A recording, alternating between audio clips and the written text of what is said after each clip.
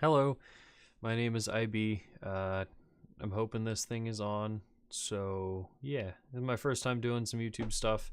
Well, gaming specific YouTube stuff. We're going to be checking out Fusion versus Spitfire. This is the grand final that I was at. It was a great time. Um, yeah, just trying to get some different types of content out there and something a little different than just putting a stream up or writing up a written review, maybe something a little bit more accessible. We'll see. We'll see how it goes. Definitely some major things to highlight through the entirety of this map. We're going to go through at least the Fusion's attack and the Spitfire's defense. However, I'm not too sure how much longer I'll be able to go after that because I would like to keep these in relatively digestible chunks. So we'll see how things go. On the defensive side, since we know that they are already setting up, we have the triple tank double sniper with a Mercy solo support composition. This is one that we've seen out of Spitfire and a lot of other Owl teams over the course of the last few weeks. It's a solid composition to counter any sort of forward tank pressure, as well as dealing with dive pretty effectively because of the double sniper setup that enables some long-range battles. Out of Fusion, we have a double tank, double support with the double sniper. It's an incredible shot from Birdring. It sets his team off with a decent amount of ult advantage, at the very least, regardless of if he capitalizes on it or not. However, the counter to that is that Neptuno is going to get his Valk pretty quickly. Neither of these things are things that either team capitalizes on through this point, because they use them so late into the fight that both teams have similar ultimates up. Now, the rationale for Carpe doing this, not only does he think that he can hit those shots, which he probably can, but it's also to enable some more lines of sight for him later down the line. Birdring popping the sights, which is good, but they don't end up getting any picks out of it. They learn some positioning. Unfortunately for Spitfire, the positioning of Fusion is not all that foreign. Best thing that Fusion is doing here through this entire fight is they are playing slow. They're enabling their team to utilize, essentially utilizing the added support that they have. I actually want to talk about that swing right there. But Fusion throughout this entire fight has utilized their added support and their tank pressure to essentially just push Spitfire back without over-engaging, which is really what Spitfire's composition is trying to capitalize on. You have the triple tank set up in front to really pick any tanks that step out of bounds or utilize any sort of abilities improperly, whereas you have the double sniper also doing a very similar thing, but less so with the tanks, more with the supports in the back line. While they can pick the tanks as well, you kind of know what I mean. However, the big thing with that composition is managing the amount of healing that's coming out from Noose and making sure that he's almost always on healing, or his team is playing a little bit more aggressive so that he is almost always on healing. Especially running a solo Mercy composition with triple tank, you're going to be almost perma healing regardless. I wish that there was some way that you could do it differently, but especially with the way that some of these teams play, there's constant pressure on at least one of your tanks, which means that you're probably going to have a target that needs to be healed. As soon as you fall behind as a solo support Mercy in the healing fight, if you will, or the healing economy, it's very hard to come back without resulting to having to use different health packs in the area or whatever, which you might have to running solo Mercy by themselves. But again, I wanted to highlight the best thing the Fusion's done through this entire point is play slow, not letting Sato or Hotbug get picked. They kind of just play it slow. They play it tight. They manage their shields very well. They make sure that the supports are healing the tanks and forcing that tank fight, which takes a lot of pressure off of the backline.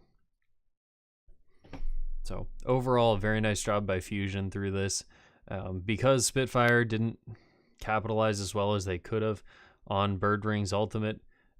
Noose and Neptuno both very, very tight on their ultimates.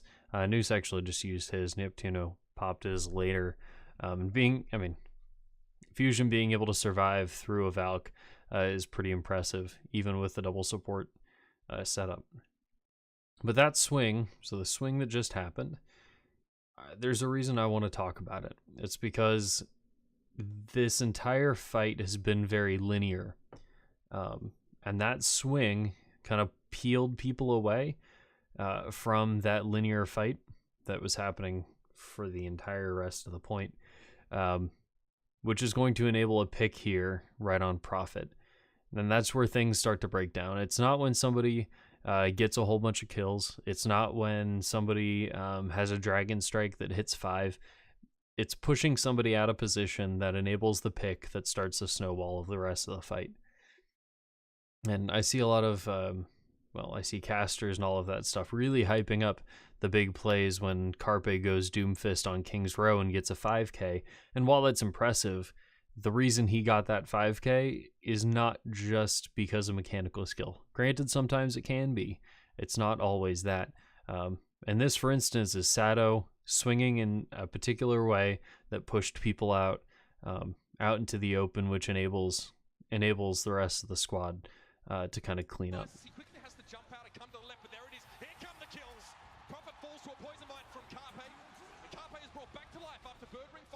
A bit of a wasted dragon there, but not all that critical.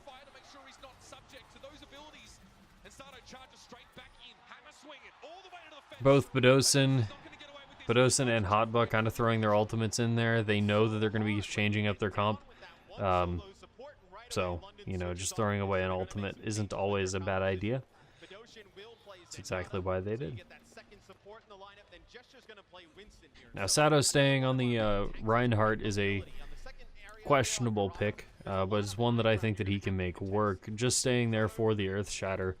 As long as they can pull out a dive from Spitfire, pull out the bubble early, the Shatter can be very impactful to at least get out of the initial choke point around the fight, around the attacker's spawn. Now, something here, Gesture and Fury, fantastic job. You know that they've watched the VODs because they pathed correctly. So we'll go back through and we'll kind of watch this a little bit.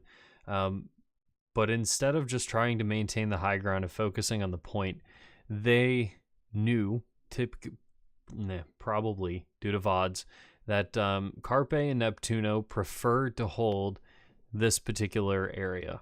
So instead of going after the high ground or going after positioning, they found the area that had the weakest amount of support, the least amount of support, and they dove after it. Let me slow it down too.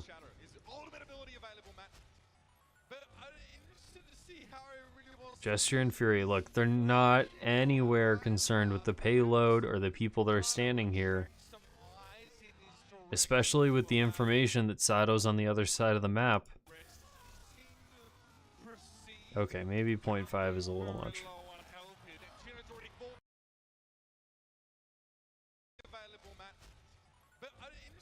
But this is why you watch VODs. You go and watch VODs to determine the area of most opportunity, which just so happened to be Carpe and Neptuno standing in that building. Plus, that building is not one that people often use for engagements, if ever.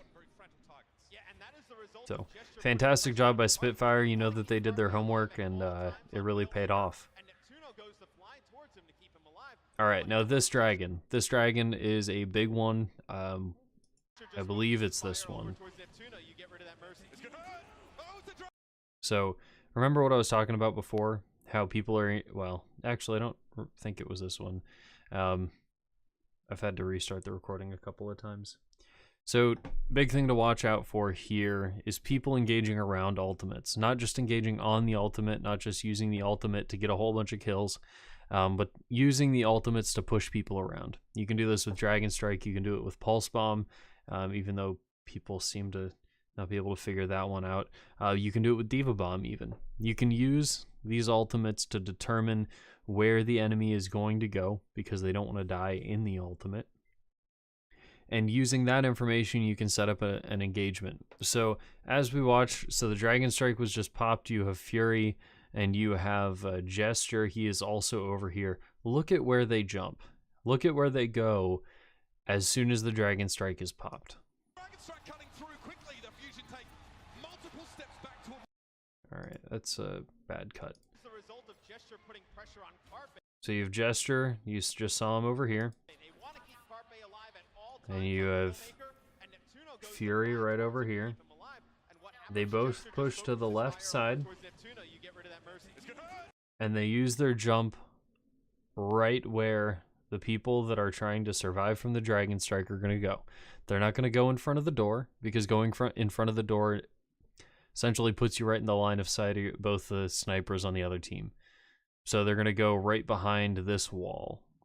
So Gesture jumps in from the door side, Fury pushes in from the big door side, and you end up with an engagement around a position enabled by the Dragon Strike. The Dragon Strike here is not meant to kill. It's just meant to split the team and essentially block the healing from getting to the tanks in front.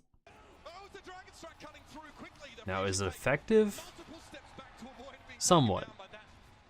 Somewhat. They end up getting a pick on Neptuno, and that's all that they needed to feel confident in pushing forward.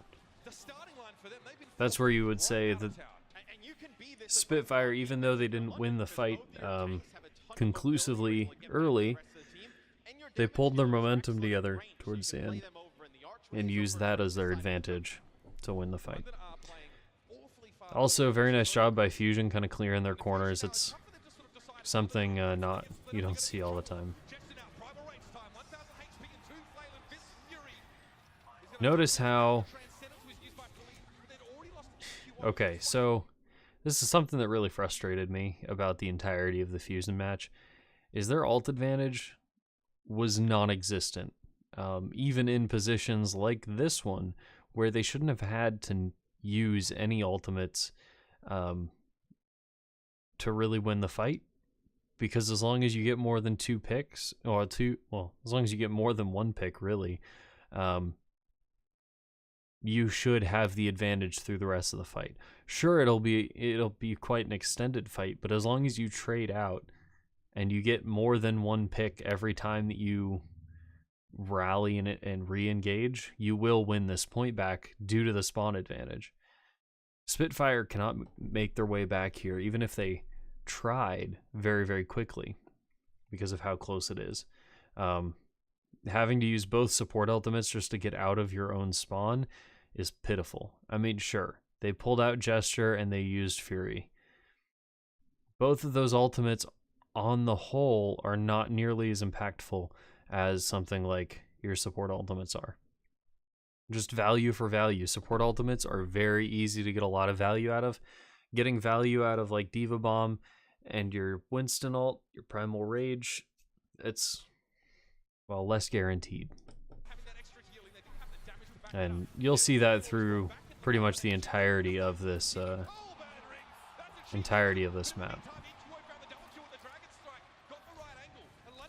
So EQO there, he didn't use the Dragon Strike to enable an engagement. He just used the Dragon Strike to get a kill. Was it effective? Yes, to some extent. But they still let some get away.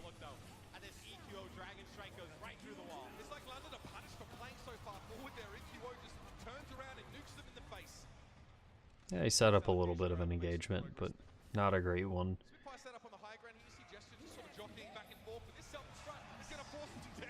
Decent set engagement by Fusion.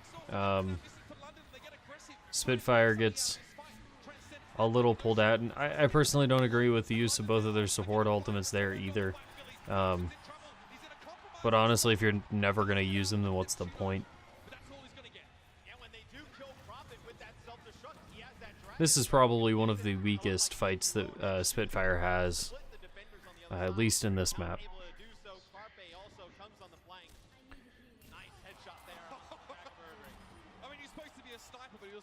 Sure, those are some decent shots, but The second checkpoint is just ahead. Is that opening towards the power plant? And London will mount another attempt to stop them here. Dragon strike straight through the opening. Should be enough notice here for London to spread out. so again, fusion, dragon striking through here to set up the primal rage into a corner. Now, is this the best way to use this ultimate on this point? I don't know.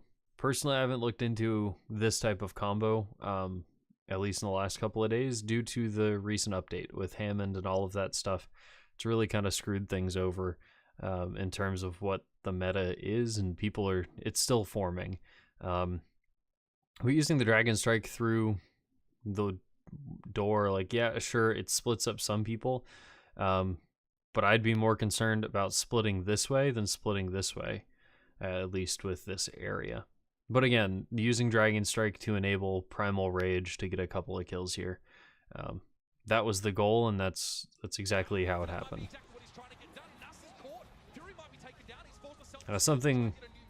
Something to also highlight here is just look at how split Fusion's tanks are. This happens on a regular basis throughout the entirety of the series, both sets of matches. It's probably one of the key reasons why they lost outside of the alt economy is just Sato getting picked. Sato jumps in as well. Beautiful. That's 2 kills from him with his primal range. Not only, Matt, a little bit of extra durability, but the ability to jump around. Mobility. A lot of abilities. Here it is, though. Second checkpoint for the Philadelphia. I agree, though, with the use of the trance there just to solidify that pick. Not the pick. To solidify the end of the map. Or the end of that round. Dragon Strike, little aggressive. Going for kills, not really going for a setup in the dive. And it shows in how much impact that ultimate was able to have in just getting the diva. You save that for when your team is ready and set up and, you know, about to engage, and you're looking at 3 or 4K, not just 1. Look at that. Despite the fusion having to retreat, Carpe still found an important pick. A shot on mid-ocean. Now Nas has to go back and resurrect him, which means that he can't use that res for a little while now. And Carpe's not really concerned about people trying to pressure him. He's got eyes on Nas here. Nas trying to get away, avoid him. Drop to the ground and dump altitude. Carpe has to get out. He's been jumped on. Where's the fusion being forced back? Now Bird Ring swapping over to the Genji early there enabled Spitfire to have more confidence in the close range battle, which is exactly where the payload's sitting. I mean, that is how they won that fight, was engaging in the close range. Now Fusion swapping over to the Brig enables Bird Ring to swap back over to the Widowmaker. Essentially just swapping back and forth, trying to play that trump card and pick the composition that they want to fight with. I do like the squeeze that Fusion did, though, kind of attacking from both sides, enabling the bridge to actually have an impact. Sato here doing a great job at kind of chunking away at the space required. Again, it's something that I think I've talked about in the past in a variety of different ways, but utilizing Winston and D.Va as a way to chunk out space instead of just trying to move with the payload and then find an engagement is a very effective way to run Winston, because it enables you to set up in a location and really set up your engagement, and then if they don't push, you move forward and you set up your next engagement instead of running it as a more continuous stream.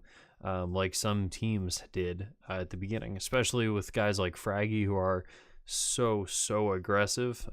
You're essentially running a full dive the entire time with no sort of micro stops to segment out what the map looks like, which really harms some of your DPS depending on what they're running. Sato now trying to get his hands a little bit dirty, but Gesture's going to use the primal rage of his own.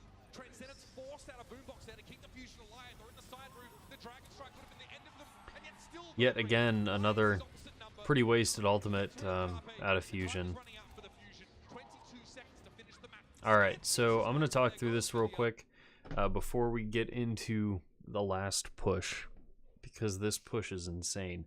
So the biggest thing that I want to note here is that Spitfire has both of their support ultimates up, and you have Fusion only with their D.Va Bomb up. Now, regardless of what Spitfire does, they should not lose this point. Let me be so utterly clear. They should not lose this point. 2 support ultimates into none, 19 seconds left. Fusion is going to have to rush like nobody's business even to touch the point, let alone to actually live through both support ultimates. But right now they're being held at a standstill. We're going to break this down in some detail. So we're holding close. We use Valk because there's only 12 seconds left. Why do we use Valk? No one's low. What's the point? Poor ult usage. I'm not saying that it's always a bad idea to throw ultimates in at the end to push people away, but in this case, it ends up making the difference. Especially because Spitfire does not find a pick off of that ultimate. Support ultimates are the best at enabling tanks and enabling aggressive play, and they don't. This right here, 0.3 seconds left, Hotba leaves his mech to touch the point.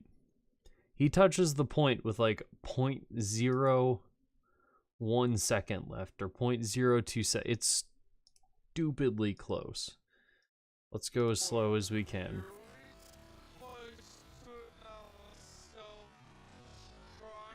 All that they had to do is dive into the diva and stop her from touching.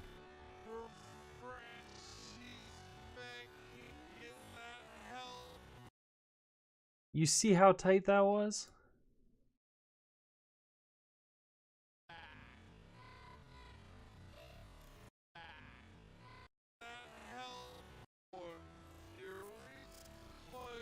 I'm gonna try to stop it when OT hits, just so you can see. You can also tell based on where the payload indicator is. As soon as this hits contested, you'll know that they touched point. Nope, nope, nope. Last second. Very last second. Talk about a ridiculous play from Hotba to get the overtime. There is no closer you could be without losing the match. Literally a split-second difference. All that Spitfire had to do was keep Hotba from touching the point. But they didn't. They used their Valk, got next to no value, didn't really elongate the engagement all that much, and that's how close it got. The rest of this fight breaks down pretty quickly, so we're going to run it slightly delayed. Hotba ends up getting a pick. Bird Ring ends up getting picked. Bedosin still has his trance up, and his teammates are low. We get a res on one, but the entirety of the trance is utilized just to get the res off and to get the Hanzo ult out, not actually to capitalize on any kills. Leading to Fusion able to re-engage with Equo kind of standing on the cart, really enabling the tanks to take that fight. Spitfire with no pick advantage, no support ultimates up. Sure, they have the massive spawn advantage, but Fusion is looking at a huge momentum swing. All because Hotba was able to touch the point at the last second. I would actually love to go back through, and if I'm feeling adventurous, I might, and try to break down frame by frame, you know, really super slow-mo it down to try to figure out how much longer, how many frames he hit that by. Because my guess is that it's not many. Not many at all. And there it is. So it wasn't great play on the side of Philly because through the entire map the Spitfire was performing better, just generally better. But Fusion still able to push it all the way through. Decent first point, not a great second point for Fusion, even though they were able to push it through. Really only one truly successful fight. Most of the rest of that was Spitfire giving space. And then third, the only reason they pushed it all the way through was Hotba stepping out of his mech at the right pixel time to hit the OT.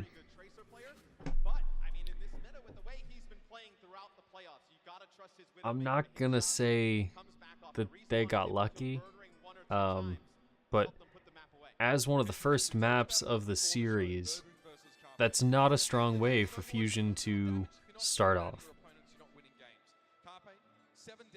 I gotta say, watching this in real time was one of the hardest things for me to do,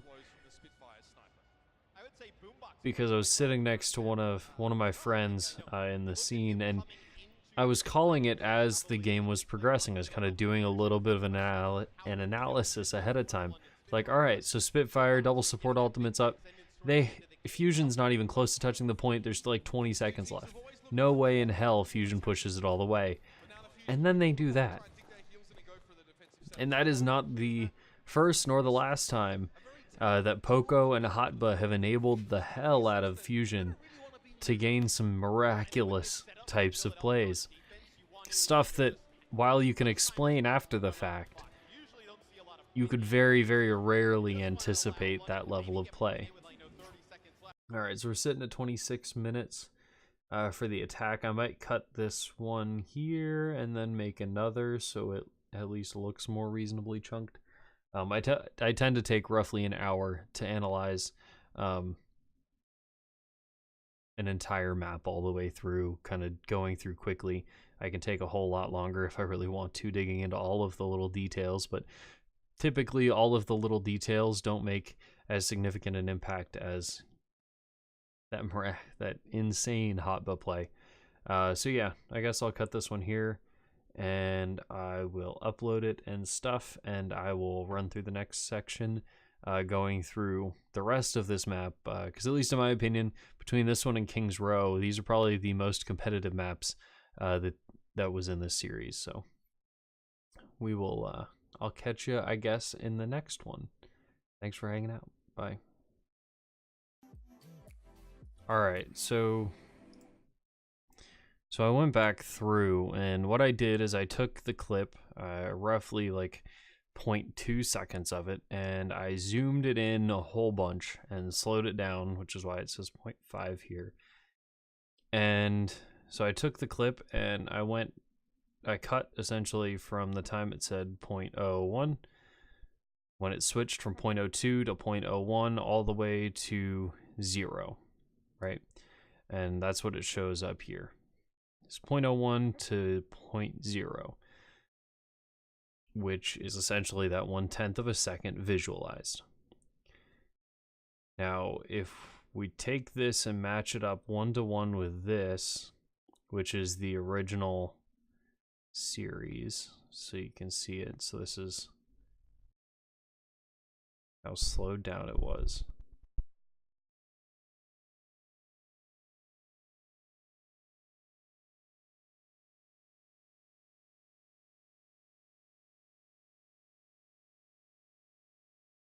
So that's where it flips. And this is the length that is 1/10 of a second. So we're looking at roughly 40 seconds, or 40% of a tenth of a second. 40% of the tenth of a second. So 0.1 times 0.4. So we're looking at 4/100ths of a second, which if it's 60 frames a second, 60 frames per 1 second is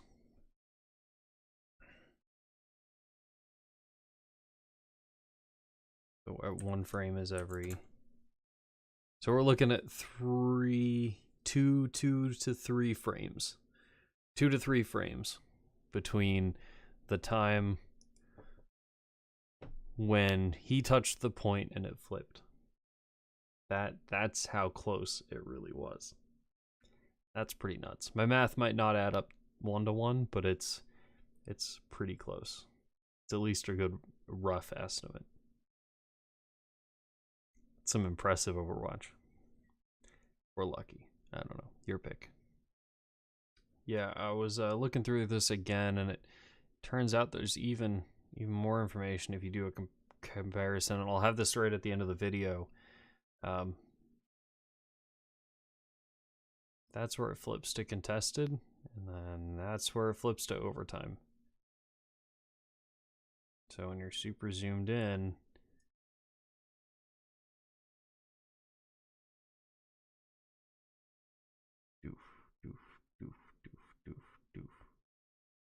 literally the next frame it hit overtime.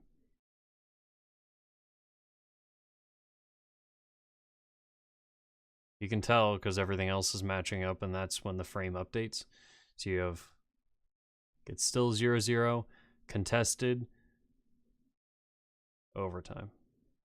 Nothing else updates during this time, which means we're in an interframe time where the video program literally can't interpolate whatever's happening. Plus, there's probably just not enough information there because it was only recording at 60 frames a second. If we had 240, we might be able to determine a better time frame, but it's within a frame at 60 frames a second. That's nuts.